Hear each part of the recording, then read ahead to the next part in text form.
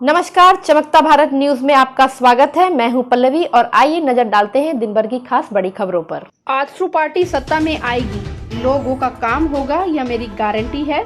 सुदेश महतो ने बुंडू में कार्यकर्ता सम्मेलन को संबोधित करते हुए कहा। वे बुंडू में आज सरोजनी पॉलिटेक्निकल परिसर में तमाड़ विधानसभा स्तरीय कार्यकर्ता सम्मेलन में बतौर मुख्य अतिथि के रूप में बोल रहे थे। उन्होंने कहा, राज्य में सारी व्यवस्था ध्वस्त हो चुकी है। जनता को झूठे आश्वासन देकर हेमंत सोरेन की सरकार सत्ता में आई और लोगों की भावनाओं से खिलवाड़ किया। वहां उपस्थित जनसमूह यह उन्हें आश्वासन दे कि राज्य में परिवर्तन लाएंगे और मैं भी गारंटी देता हूं कि आपका काम करने के लिए कहीं दौड़ नहीं लगानी होगी। आगे उन्होंने कहा कि पार्टी राज्य में गारंटी केंद्र विकसित कर रही है जहां जनता का काम होगा। उन्होंने कार्यकर्ताओं से कहा कि वे मेहनत करें, मेहनत का सम्मान होगा। उन्होंने भाजपा शासित उन राज्यों का उदाहरण दिया जहां हाल में चुनाव हुए हैं। उन्होंने कहा कि इसके लिए प्रमुख की भूमिका अहम होगी। उन्हें दिन रात मेहनत करने की आवश्यकता है। उन्होंने न्याय प्रणाली में भी सुधार की आवश्यकता पर बल दिया। इसके लिए ग्राम सभा को भी मजबूत करने की बात कही। रोजगार पर कहा कि राज्य में 3 लाख पद रिक्त हैं, उनमें सबसे अधिक शिक्षक का 1 लाख पद रिक्त है। इस अवसर पर अड़की और तमाड़ के 2 दर्जन से भी ज्यादा झाझमू के लोग आजसू की सदस्यता ग्रहण किए। सम्मेलन की खास बात यह रही, 1500 से भी ज्यादा महिला कार्यकर्ता सम्मेलन में शामिल हुई। बुंडू से जितिन सार की रिपोर्ट।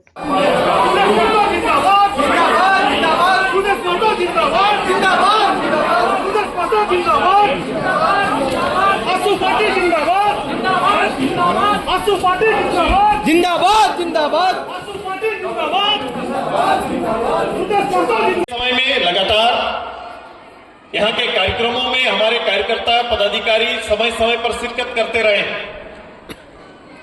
लेकिन मुझे ये उम्मीद नहीं था कि 3 साल के बाद और आने वाले चुनौती को हमसे बेहतर तैयारी मेरे गांव के दीदी, मेरे गांव के नौजवान साथी अपने मन में गांठ बांध के रखे हैं कि कब सुदेश जी आएंगे और उस दिन से हमारी तैयारी प्रारंभ हो जाएगी। आज का स्वरूप इसी का उदाहरण है।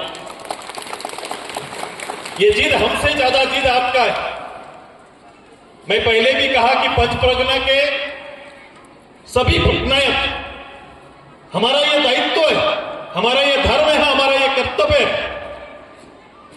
कि जब हम सार्वजनिक जीवन में काम करने के लिए उतरे तो हमारा दायित्व बदला हुआ है। और मैं राजनीति में कभी भी केवल लोगों को वर्गलाने के लिए, लोगों को दिल भ्रमित करने के लिए मैं 20 साल 25 साल के अपने सार्वजनिक जीवन में कभी भी एक शब्द नहीं बोलता हूं। मेरे राजनीतिक प्रतिद्वंदिता होंगे, वैचारिक हो सकता है, मैं कभी भी राजनीति को निजी तौर पर नहीं लेता। मैं अपने आप को समर्पित किया हूं कि जो हमसे संभव हो सकता है, इस राज्य के लिए जो संभव हो सकता है, राजनेता के लिए मैं अपने दायित्व को समझता हूं, मैं अपने राज्य के भविष्य को समझता हूं और लोगों की आवश्यकता के अनुसार राज्य की अस्मिता को सुरक्षा रखते हुए सुदेश महतो हमेशा लोगों के साथ खड़ा होकर अपना कार्य करता रहेगा, लोगों के बीच बना रहेगा। ये 20-25 साल में लोगों ने राजनीति को अलग अलग रूप से, कहीं कहीं सामाजिक रूप से तोड़ मोड़ के रखने का काम किया है। लोग अपनी आवश्यकता के अनुसार राजनीति करते हैं।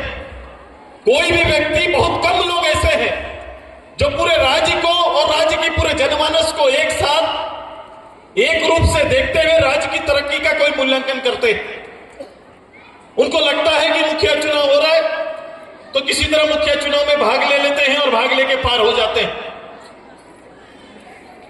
कोई भी चुनाव हो रहा है, केवल चुनाव में पार हो जाने के लिए लोग काम करते हैं। उनका कर्तव्य बोध हो ही नहीं पाता है, कभी भी पता ही नहीं रहता है कि मेरा दायित्व क्या है।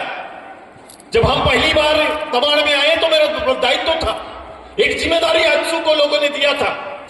बीच के समय में लोगों दिग्भ्रमित हुए, लोगों को लगा कि इससे बेहतर विकल्प हो सकता है। ऐसा हो नहीं सकता, ढांचा बहुत मायने रखता है। व्यक्ति बहुत कुछ करता नहीं, क्योंकि हर व्यक्ति की इच्छा सुदेश महतो जैसे नहीं रहती है।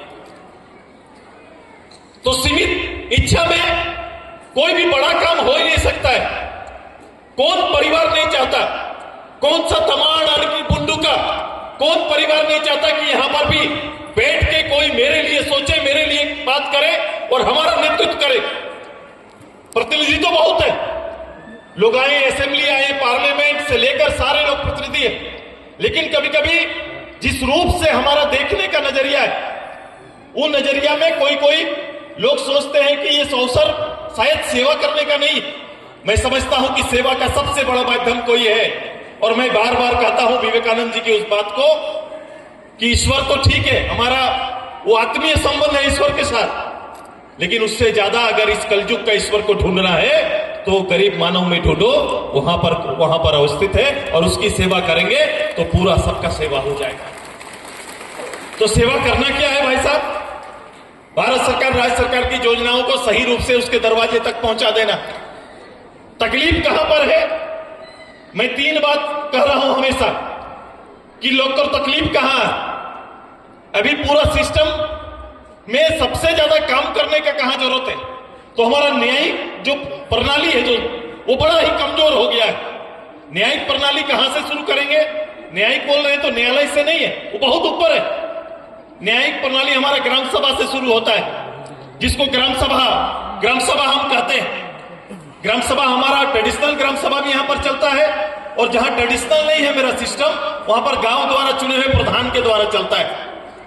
अब इस प्रधान व्यवस्था में जहां भारत सरकार, राज्य सरकार ये कहती है कि सारी योजनाओं का चयन, सारा काम उसी ग्राम सभा के माध्यम से संभव होगा, तो सबसे ज्यादा कहीं मजबूती की जरूरत है तो ग्राम सभा में मजबूती की जरूरत है। और मैं इस बात को कहता हूं कि सबसे ज्यादा कमजोर हम वहीं पर हो जाते हैं, सबसे ज्यादा कमजोर हो जाते हैं। हजारों लोगों से चुना हुआ एक प्रतिनिधि, एक कर्मचारी के आगे लाचार है, बेचारा। देखो लड़ाई ये बाद में हम पार्लियामेंट की सोचेंगे, असेंबली की सोचो। एक गांव में देखो, क्या आपका जनप्रतिनिधि आपके हितों पर या आपकी बातों का अनुपालन करा पा रहे कि नहीं करा पा रहे? क्या ग्राम प्रधान गांव में बैठकर जो कर्मचारी, ग्राम सेवक या सरकारी कोई भी पदाधिकारी को जो आदेश देते हैं उसका अनुपालन होता है क्या? ऐसा होता है क्या? बोलो मेरा भाई लोग, ऐसा होता है? सबसे नीचे छोड़ दो ये व्यवस्था, छोड़ दो ये राजा राज, छोड़ दो कौन मुख्यमंत्री आया, कौन गया, कौन बनेगा, फर्क नहीं पड़ता है। फर्क कहां पड़ता है? जब जिसको जिम्मेदारी जो काम का है वो काम वो नहीं निभाता है, जिसका वेतन खाता है उस काम को, दायित्व को नहीं निभाता है, और जनप्रतिनिधि का अनादर करने लगता है, वो काम सबसे ज्यादा दुखी करने वाला है। और यहीं पर अंतर शुरू हो जाता है। लड़ाई घर से शुरू है, मेरे आंगन में, मेरे चौराहे में, उस पीपल के नीचे, उस ग्राम सभा से शुरू हो जाता है। ग्राम सभा के निर्णय तो बहुत अच्छे आते हैं, हमारा प्रधान बैठते हैं, गांव के जागरूक लोग बैठते हैं तो अच्छे अच्छे निर्णय आ जाते हैं, लेकिन ये निर्णयों को तालीम जो करना है, जिनको इसको लागू करना है, वो सिस्टम उसको सपोर्ट नहीं करता। सच्चाई है कि नहीं? प्रतिनिधि लोग, जो लोग भी हैं, सच्चाई है कि नहीं बता दिए? सिस्टम का सपोर्ट मिलता है क्या आपको? मिलता है कभी भी? एक वार्ड मेंबर भी तो 500 लोगों की नेता है हमारी, जो वार्ड मेंबर है 500 लोगों से चुना हुआ प्रतिनिधि है, उसकी बातों का कहीं सम्मान होता है क्या? होता है क्या? मुखिया जी बता दे कि वीडियो उनकी बातों का सम्मान करते हैं क्या? नहीं करते हैं। जिला परिषद लोग हैं, इनकी चिंता, इनके कल हमसे मिले, डीडीसी इनकी बात का अवहेलना करता है। अब बताओ, जिला परिषद सबसे बड़ी संस्था जिसकी कल्पना महात्मा गांधी जी ने की थी, अब वो संस्था का नेतृत्व करने वाले जनप्रतिनिधि मीटिंग बुलाते हैं और कार्यपालक अभियंता, कार्यपालक पदाधिकारी गायब रहता है। ये तो दशा है, ये स्थिति है। तो सुदेश महतो जिस पे काम करना चाहता है, सुदेश महतो अपनी अस्मिता को समझता है। आज सुपर दिन भर की तमाम छोटी बड़ी खबरों के साथ जुड़े रहने के लिए देखते रहिए न्यूज चमकता भारत। नमस्कार।